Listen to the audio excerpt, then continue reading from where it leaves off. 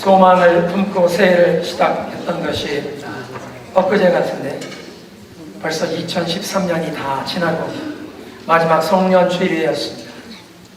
그래서 저는 오늘 이 시간 우리가 지나온 한 해를 들여다보면서 하나님 앞에서 우리의 삶의 영적인 결산과 점검을 하는 시간을 갖기를 원합니다. 성령의 도우심을 힘입어서 하나님 앞에서 청산할 것은 청산하고 갚을 것은 갚고 풀 것은 풀고 그렇게 한 해를 마무리하는 영적인 결산이 오늘 이 시간에 시작이 돼요.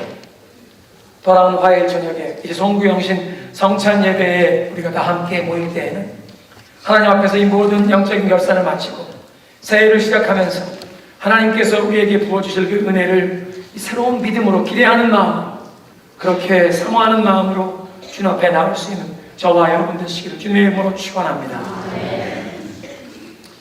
무엇보다 우리는 한 해를 마치면서 하나님께 감사드려야 할 것입니다. 어려움과 혼란이 많았던 우리의 인생의 여정 가운데 개인과 가정과 또 우리가 속한 공동체, 우리가 살고 있는 이 땅, 국가적인 차원에서도 여러 어려웠던 일이 많았는데 이 예기치 못했던 위험과 위기를 지나왔는데 그 모든 어려움 중에서 하나님께서 우리를 도와주셨기에 우리는 하나님의 은혜에 감사해야 할 줄로 믿습니다. 2013년도는 연초에 국제사회의 강한 반대에도 불구하고 북한에서 미사일 발사를 하고 그 다음에 세 번째 핵실험을 강행한 뒤에 서울을 불바다로 만들겠다고 미국 본토까지 핵으로 공격하겠다고 막 전쟁의 위협을 쏟아놓으면서 개성공단을 폐쇄하고 한반도에 긴장이 고조되는 상황 가운데 우리 온 교회가 릴레이로 금식하며 우리 6.25까지 함께 온 교회가 릴레이로 금식했던 그 일 기억이 납니다.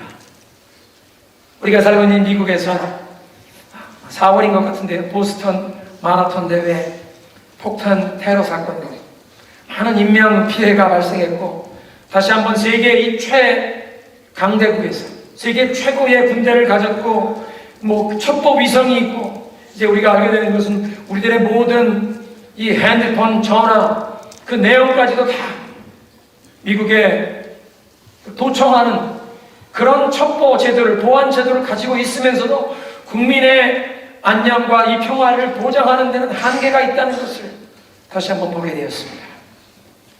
여호와께서 집을 세우지 아니하시면 집 세우는 자들이 수고가 할 것이요 여호와께서 한 나라를 지켜주시지 않으면 파수꾼들의 경성함이 허사로다 보았습니다.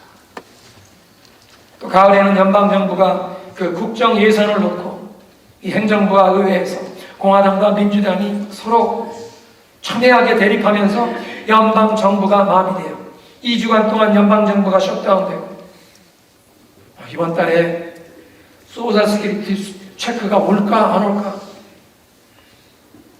미국의 역사상 처음으로 국가 부채 상환 불이행의 가능성이 거론이 되는 큰 국가적인 위기를 지났습니다. 오늘 성경 본문 사무엘상 7장 12절도 이런 큰 국가적인 위기를 겪으면서 하나님의 손길을 통해 구원을 경험한 뒤에 그 하나님의 은혜와 도우심을 기념하고자 기념비를 세웠던 사건을 얘기하고 있습니다.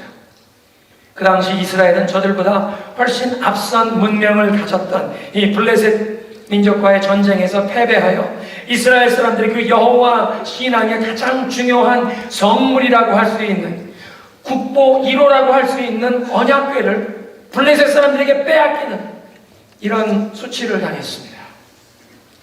선지자 사무엘이 온 백성을 소집하여 이제 우리가 이런 수치를 당하고 이런 고통을 당하는데 여호와께도 버림을 받은 것처럼 어떻게 이 언약궤가 빼앗기냐, 우리 하나님 앞에 회개하는 마음으로 모이자 미스바 성회로 소집했습니다. 온 백성이 미스바 성회로 모였는데 그 미스바 성회에 백성이 모인 것을 보고 블레셋 사람들이 기회는 이때다, 이때 이스라엘을 다시 한번 침략해서 저들을 싹 멸하자. 이스라엘보다 훨씬 월등한 군사력을 가진 블레셋이 이 미스바 성에 금식하며 모인 사람들, 무기를 들고 나가 싸울 수 없는 힘이 빠진 사람들을 공격해오는 풍전등화에 처한 것 같은 위급한 상황이었습니다. 백성들이 사무엘에게 요청합니다. 사무엘이 온전한 번제를 하나님께 드리고 하나님께 부르짖어 기도할 때 하나님께서 하늘에서 들으시고 개입하시는데 큰 우레 소리를 받아셔서 블레셋 군대가 놀라 도망가게 하시고 이스라엘 백성들이 저들을 쫓아가 이 침략하는 외적을 물리쳤습니다. 그래서 그날 전쟁이 끝난 뒤에 하나님의 도우심으로 그 외적의 침략을 물리친 뒤에 사무엘이 하나님의 은혜 도우심으로 승리를 얻었다고 전승기념비를 세우는데 그 전승기념비 그 세운 돌 이름을 에벤에셀, 그 에벤에셀이라는 말의 뜻은 도우심의 돌이다 그런 뜻입니다. 도우심의 돌. 하나님께서 우리를 이곳까지 도와주셨다.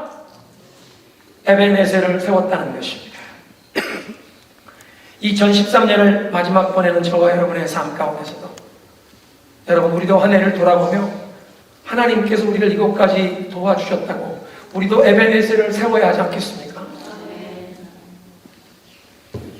지구촌 여러 곳에서 발생한 이 국가적인 재해와 난리가 있었습니다.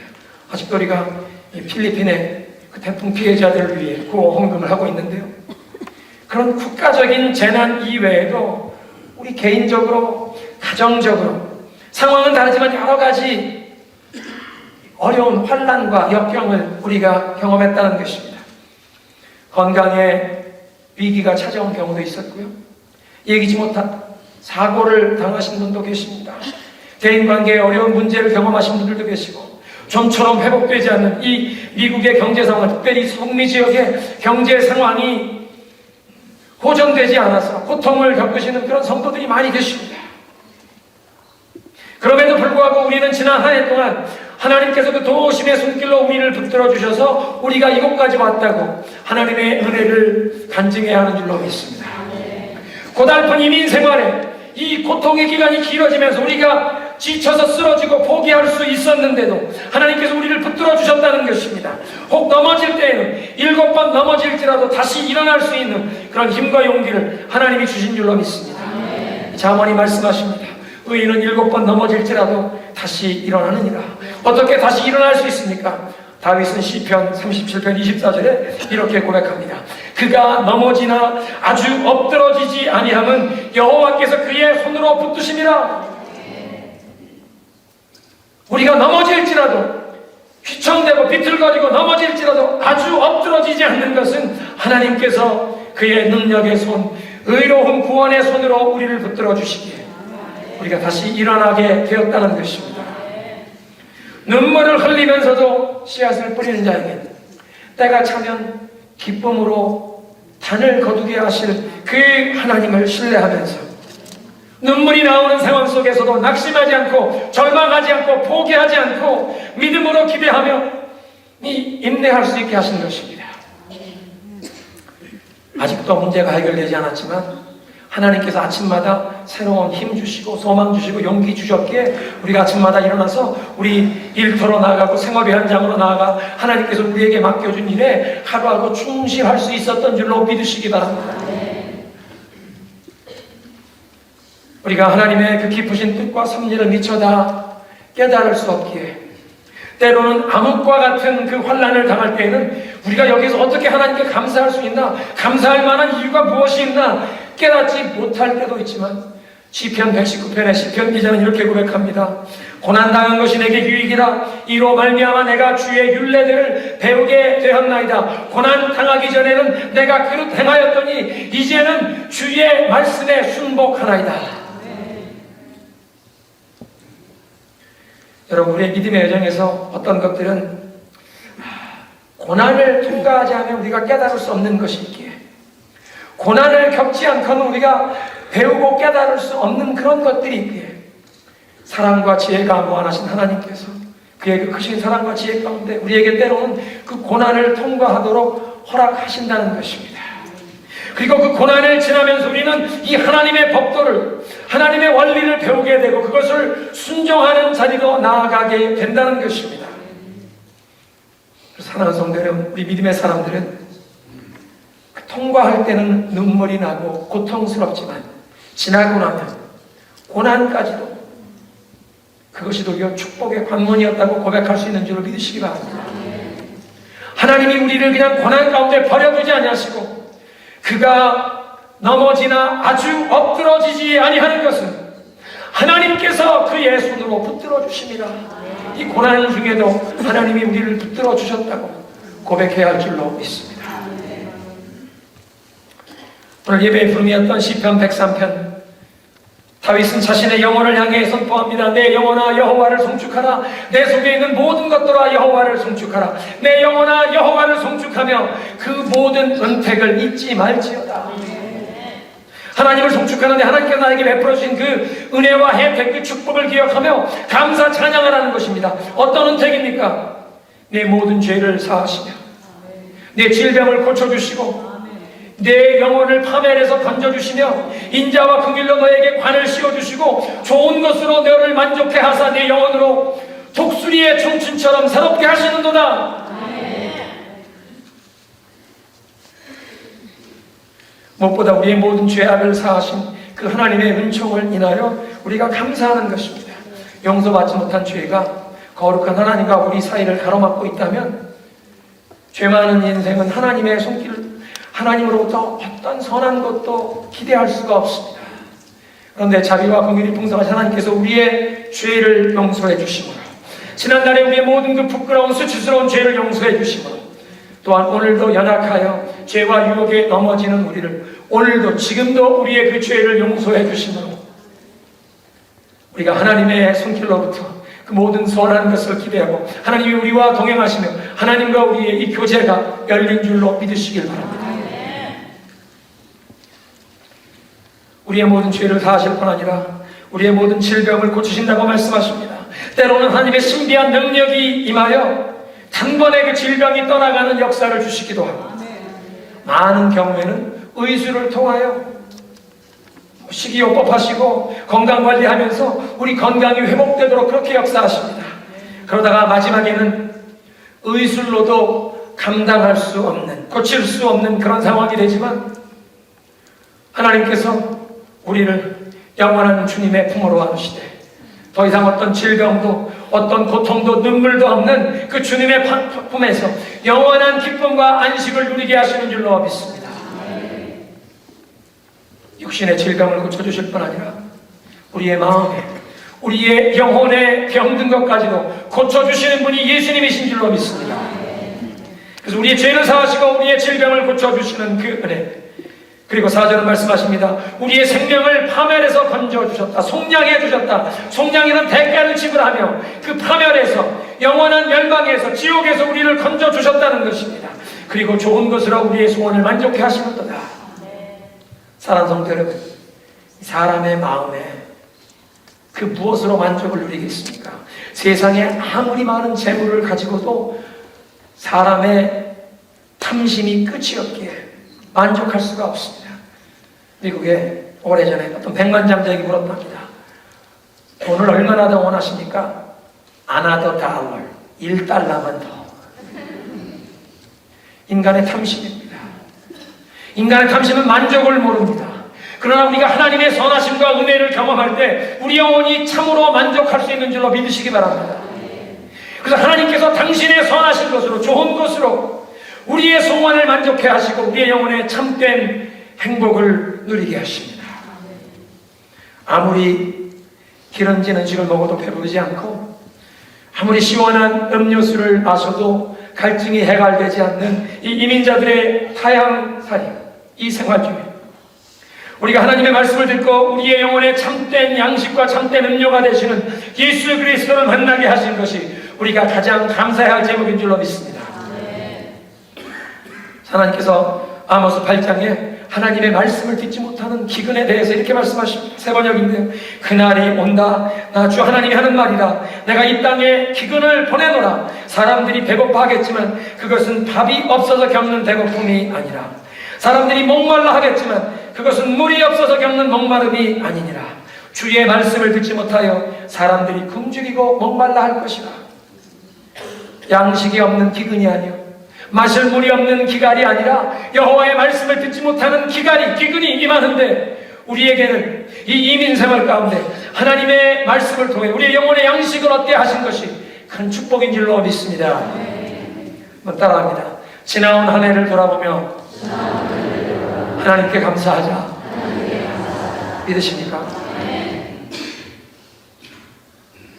이렇게 지나간 한 해를 뒤돌아보며 우리는 하나님께 감사드릴 뿐만 아니라 또 우리 삶에 부족했던 부분, 우리의 허물과 하나님 앞에 불충했던 부분으로 인하여 뉘우치고 또 우리의 각오를 새롭게 해야 되는 그런 것이 필요한 줄로 믿습니다. 한 해를 마무리하며 하나님 앞에서 우리의 삶을 점검한다는 것은 언젠가 우리 모두에게 다가오는 하나님 앞에서 우리의 인생에 이 최종 결산을 해야 한다는 것을 연습하는 것입니다. 준비하는 것입니다.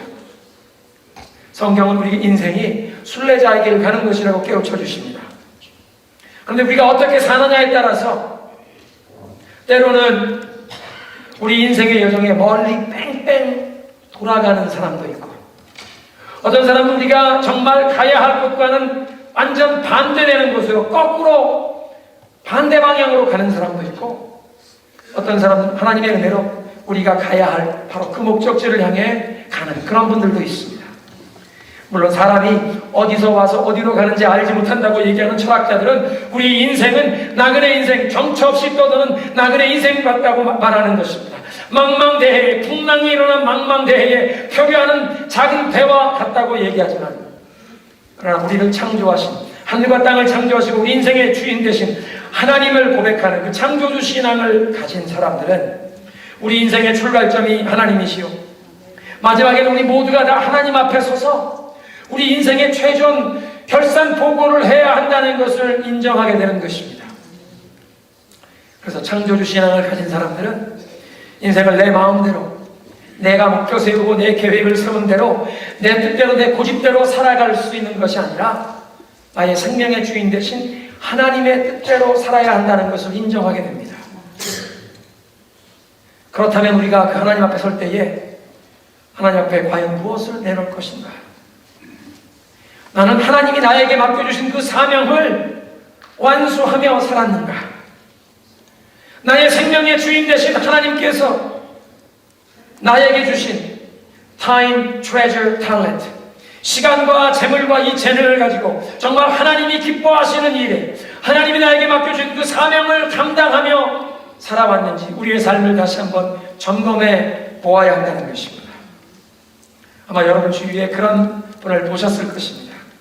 매일 바쁘게 뛰고 부지런하게 사는 것 같은데 차분하게 그분의 삶을 들여다보면 정작 자기가 꼭 해야 될 일은 하지 않고 다른 사람들이 부탁하는 일, 주변에서 부탁하는 일만 하느라고 그런 일 때문에 분주하게 뛰어다니는 그런 분이 계십니다.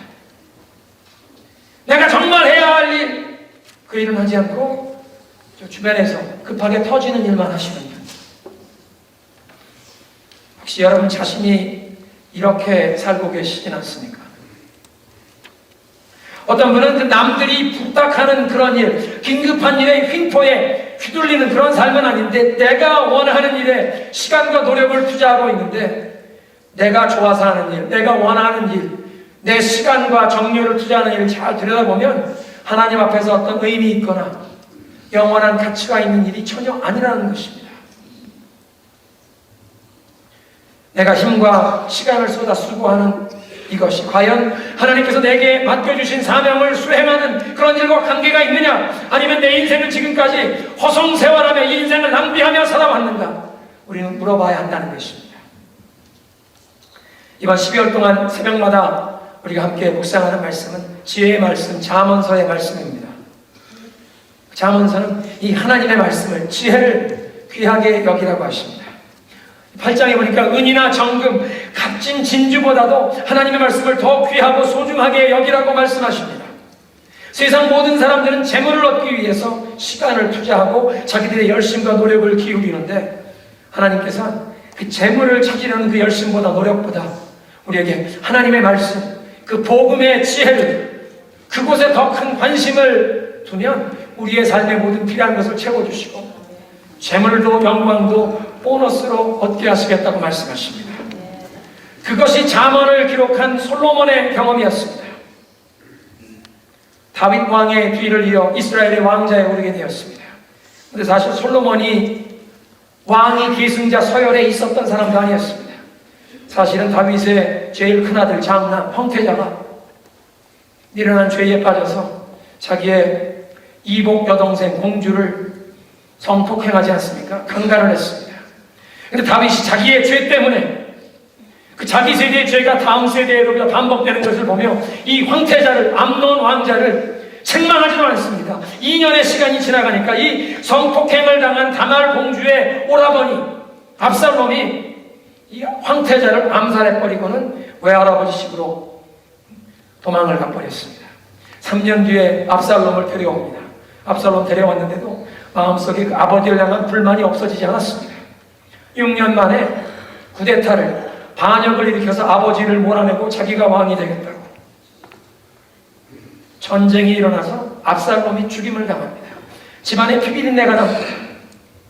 그 다음에 아도니아라고 하는 아마 셋째 아들인지 넷째 아들이 자기가 왕이 되겠다고 주위의 사람들을 모으고 궁중 대신들과 군대 장관까지도 그에게 합해졌습니다. 하루는 모여서 잔치하는데 모든 고관 대작들이 다 모였는데 나단 선지자는 초청을 받지 못했습니다.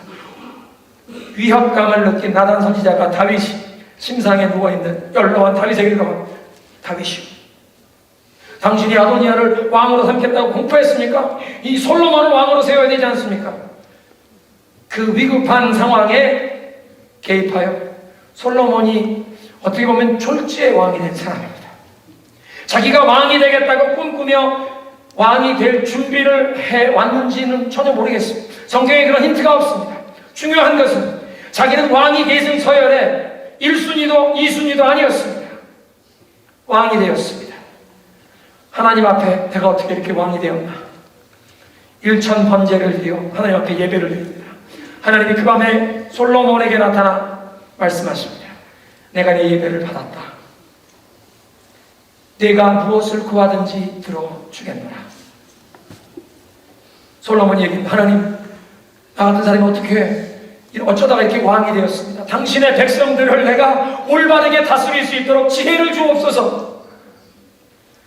하나님께서 너무나 기뻐하셨습니다. 내가 장수하기를 구하지도 않고 많은 재물을 구하지도 않고 내 원수들의 생명을 없애달라고 구하지도 않고 지혜를, 하나님의 백성들을 바르게 다스릴 수 있도록 지혜를 구하니 내가 지혜를 내게 주고 너에게 부와 영광도 함께 주리라. 하나님의 백성들을 바르게 다스리기 위해서 지혜를 구했더니 하나님이 지혜만 주신 것이 아니라 부귀 영화를 주셔서 솔로몬은 가장 지혜로운 왕이 되었다는 것입니다. 이렇게 하나님의 말씀, 지혜의 말씀을 사모하며 구하며 소중하게 여기라고 하시는데 우리는 지난 한 해 동안 이 하나님의 말씀을 얼마나 가까이 했는지 스스로 점검해 보아야 한다는 것입니다. 올해도 성경 통독에 참여하신 분들이 많으신데요, 이 성경 많이 읽으신 분들 교회에서 또 이 포상을 해드릴 것입니다. 그렇지만 중요한 사실은 그 성경 말씀을 가까이 하면서 이미 상급을 개인적으로 경험하신 줄로 믿으시기 바랍니다. 하나님의 말씀을 많이 가까이 대하는 동안 이미 상급을 받지 않으셨습니까? 어제 마친 우리 중고등부 수련회 참석했던 학생들이 이 2박 3일 수련회 기간 동안 프리타임, 자유시간에 요한복음을 다 읽었답니다. 7, 80명의 학생들이. 지금 열린예배 청년들이 24시간 7일 릴레이 기도를 하고 있습니다. 성령의 열기가 뜨겁게 경험되는 그 기도실이 되었으면 좋겠다고 해서 그 기도실 이름을 보일러룸이라고 불렀습니다.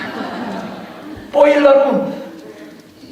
그리고 이 보일러룸 기도를 마치면 이번 정월 초하루 송구영신 예배가 끝나는 그 이후 시간부터 한 해 첫날을 하나님의 말씀을 통독하며 맞이하겠다고 신약성경 전체를 사람들이 순번을 갈라가면 마이크 앞에서 이제 하나님 말씀을 읽어가는 성경 통독으로 새해 첫날을 열겠다고 준비하고 있습니다. 사랑하는 성도 여러분, 우리의 2세들이 이렇게 하나님의 말씀을 가까이 하면 하나님의 말씀의 능력을 경험하고 하나님께서 저들의 삶을 인도하시는 축복을 체험하게 될 줄로 믿으시기 바랍니다.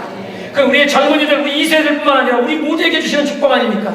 그래서 여호수아 1장 8절에 보면 이 율법책을 내 입에서 떠나지 말게 하며 주야로 묵상하여 그 가운데 기록한 대로 다 지켜 행하라. 그리하면 네 길이 평탄하게 될 것이라. 내가 형통하리라. 다가오는 2014년 내 인생의 형통함, 정말 내 가야 할 길이 평탄하기를 원하시는 분들은 하나님의 말씀을 가까이 하시면 하나님의 말씀의 지혜가 우리를 가야 할 길로 인도하실 줄로 믿습니다. 우리 인생에 정말 중요한, 하나님이 보시기에 의미 있고 영원한 가치가 있는 그 우선순위가 무엇인지 깨닫게 하시고 그 우선순위에 집중하며 우리의 인생이 낭비되지 않도록, 후회되지 않을 인생이 되게 하시는 줄로 믿습니다. 그래서 우리가 한 해를 마무리하면서 우리의 어리석음과 게으름 때문에 하나님의 말씀에 귀 기울이지 못하고 또 하나님 뜻 가운데 행하지 못했던 우리의 이 모든 불순종했던 우리의 게으름을 하나님 앞에 회개하는 것입니다. 하나님께서 우리에게 맡겨주신 그 사명과 상관이 없는 그런 다른 일에 분주하게 우리 인생을 낭비했던 것을 뉘우치고 우리의 마음의 각오가 새로워져야 할 줄로 믿습니다. 그리고 새해를 맞이하면서는 정말 하나님이 원하시는, 우리의 삶을 향해 하나님의 기뻐하시는 그 우선순위를 정하고 하나님이 맡겨주신 그 사명을 감당하는 그런 인생이 되기를 소원해야 할 줄로 믿습니다. 지난 한 해를 돌아보면 우리가 이렇게 하나님께 감사할 뿐 아니라 또 우리의 불충했던, 우리의 허물된 부분을 뉘우치고 회개할 뿐만 아니라 이제 새로운 은혜를 부어주실 하나님을 믿음으로 바라보아야겠습니다.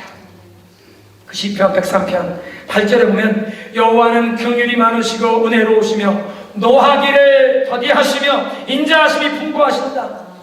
하나님의 인자하심이 풍부하신데 하늘이 땅에서 높은 같이 그를 경외하는 자를 향해 그 인자하심이 풍부하시도다. 동이 서에서 먼 것 같이 우리의 이 허물과 죄가를 멀리 옮겨주신다. 그래서 우리의 잘못대로 우리에게 갚으지 아니하시고 우리의 그 모든 죄악대로 우리를 대해주지 아니하시고 인자와 긍휼로 대해주시는데, 아비가 그 자식을 불쌍히 여긴 같이 하나님을 경외하는 자들을 하나님께서 우리를 그렇게 불쌍히 여겨주시는데, 왜냐하면 하나님께서 우리의 체질을 아시고 우리가 어떻게 지음받은 존재인지 아시길, 우리가 먼지뿐인 존재인 것을 아시길 하나님이 우리에게 이렇게 자비와 긍휼을 베푸신다는 것입니다.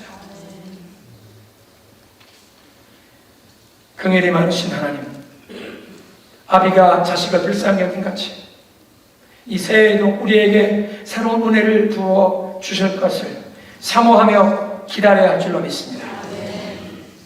구세군 운동의 창설자이신 윌리엄 부스 장군의 사모님 되시는 캐서린 부스 여사께서 회개라는 글에 이런 내용을 적으십니다. 회개라는 것은 내가 하나님의 뜻에 어긋나는 이 죄를 범했다는 것 깨닫는 것, 그것만 가지고 회개가 아니다. 하나님의 뜻에 어긋나게 불순종하고 이 죄를 지은 것에 대해서 내 마음으로 아파하고 정말 이 죄 지은 것을 마음으로 안타까워하는 그것만 가지고 회개가 아니다. 참된 회개란 내가 하나님의 뜻에 어긋나는 하나님의 이 말씀에서 이 불순종한 그 죄악을 범한 것을 마음으로 애통해야 하고 슬퍼할 뿐만 아니라 이제 의지적으로 이 모든 죄악을 끊어버리리라. 하나님이 기뻐하지 않는 이 모든 것 내 삶에서 청산하리라. 마음의 결단을 해야 된다는 것입니다. 그동안 이 어두운 죄악 세상에 욕심과 유혹에 따라서 그 어둠을 향해 걷던 인생, 하나님 기뻐하지 않는 이 모든 죄악된 것 끊어버리고 이제는 돌아서서 방향을 전환하고 십자가를 바라보며 주님이 주시는 그 소망과 빛을 바라보며 주님 앞으로 나아가는 내 의지의 전환, 마음의 결단, 그것이 꼭 있어야 한다는 것입니다. 그러면서 우리의 마음속에 하나님이 기뻐하시지 않는 것을 끊어버리겠다고 하는 이 의지적인 결단으로 반응하면 그것을 끊어버리게 하시는 능력이 하나님께로부터 우리에게 임한다는 것입니다. 예수님의 사역을 통해 보여주십니다. 예수님이 한 손 마른 사람을 고쳐주신 사건이 있습니다. 이 사람이 태어날 때부터 이런 핸디캡을 가지고 태어났는지 아니면 어린 시절에 어떤 병을 앓아서 이 한쪽 팔이 완전히 마비되고 말라버렸는지 모르겠습니다. 근육이 마비된 것입니다. 신경 조직이 마비되고 핏줄이 마르고 뼈가 굳어버린 것입니다. 손이 마른 사람이었습니다. 예수님께서 말씀하십니다. 네 마른 손 내밀어라. 아마 옆에 있던 사람이 그렇게 얘기했을 것입니다. 예수님, 어떻게 그렇게 무례하게 저 사람 무한을 주신다고 말씀하십니까? 그 사람 손 펼 수 없는 걸 아시잖아요. 그 손이 말라버려서 그 병 들었는지 어땠는지 모르지만 그 말라버려서 그것이 이 사람의 한이고 그것이 부끄러워서 사람들 앞에 보이지 못하고 맨날 옷으로 가리고 다니는데 어떻게 그 손을 뻗으라고 하십니까? 그 손을 뻗을 수 없다는 걸 아시지 않습니까? 그런데 이 손 마른 사람이 예수님의 말씀을 듣고 그 말씀에 순종하고자 하는 마음의 결단으로 그 손을 뻗으려고 할 때에 그에게 그 손을 뻗을 수 있는 능력이 그 모든 혈관과 세포와 신경, 근육, 그 뼈마디 관절까지 회복하시는 능력이 예수님께로부터 임한 줄로 믿으시기 바랍니다. 회개란 그런 것입니다. 2013년을 뒤돌아보며 우리의 삶 가운데 정말 하나님 앞에 부족하고 허물 많은 것이 많았습니다. 하나님 우리 연약함 아시죠? 그냥 이런 대로 내년에도 또 살겠는데 봐주세요. 그게 아니라 하나님 이 우리의 부족한 것 끊어버리기 원합니다. 이제 하나님의 기뻐하는 삶으로 나아가길 소원합니다. 하나님 도와주세요. 하나님 말씀대로 살길 원합니다. 우리의 이 병든 손을 내밀려고 마음속에 결단을 가지고 주님의 그 부르심에 순종하려고 하면 순종할 수 있는 능력이 하늘로부터 임할 줄로 믿습니다. 2013년 우리가 넘어져도 아주 엎드러지지 않아도 하나님의 능력의 손으로 우리에 붙들어 주신 것을 감사하십시다. 매일매일 우리에게 소망을 주시고 새로운 힘과 용기를 주셨던 하나님의 은혜에 감사하십시다. 뿐만 아니라 우리의 삶을 영적으로 점검하면서 여러분 하나님 앞에 영적인 외상을 남기고 새해로 넘어가지 마십시다. 하나님 앞에 갚을 것은 갚고 하나님 앞에 서원하고 약속했던 것 지키지 못한 것 하나님 지킬 수 있는 은혜를 주옵소서. 청산할 것 청산하고 하나님 이 새해 하나님이 나에게 부어주실 그 은혜를 힘입어 내 병든 손 같은 연약한 손이지만 내밀겠습니다. 주님 힘과 능력 부어주옵소서. 하나님께 기쁨을 드리는 삶이 되게 하옵소서. 여러분 우리 그런